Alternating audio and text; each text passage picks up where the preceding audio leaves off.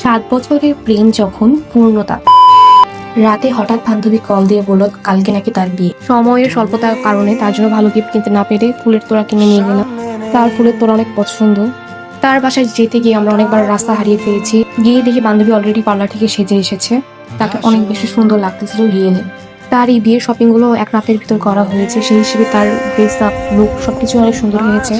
ভাইয়ার বোন এসে তাকে নাকফুল এবং চেন পরিয়ে দিয়েছে। অপরদিকে ভাইয়াকে আংটি পরিয়ে দেওয়া হয়েছিল। বাসায় অনেক মেহমান ছিল, ফাঁকা পেয়ে আমি এবং আদ্রিতা খেতে বসলাম। খাবারটা অনেক বেশি মজা ছিল। বান্ধবীর আরেকটা ফ্রেন্ড তাকে খাইয়ে দিতেছিল।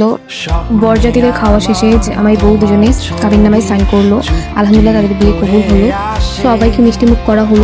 সকল মেহমান আস্তে আস্তে বিদায় নিল। আমরা বললাম দেখি লাগেজে কি আছে, লাগেজ আনবক্সিং করি।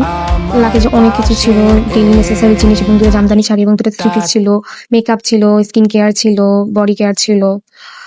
এগুলো সকল শপিং একদিনের মধ্যে করা হয়েছে, এক রাতের ভিতরে। সেই হিসেবে শপিং গুলো অনেক বেশি ভালো আর অনেক সুন্দর কালেকশন গুলো কিনে এনেছে।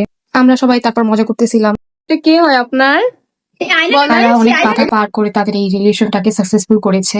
এই মাঝে আন্টি এবং ফারিয়ার ফ্যামিলি মেম্বার অনেক ইমোশনাল হয়ে গিয়েছে। আমাদের বলতেছিল আমরা কেন ইমোশনাল হচ্ছি না, তারা আমাদের কেন জানি কান্না আসতেছিল না।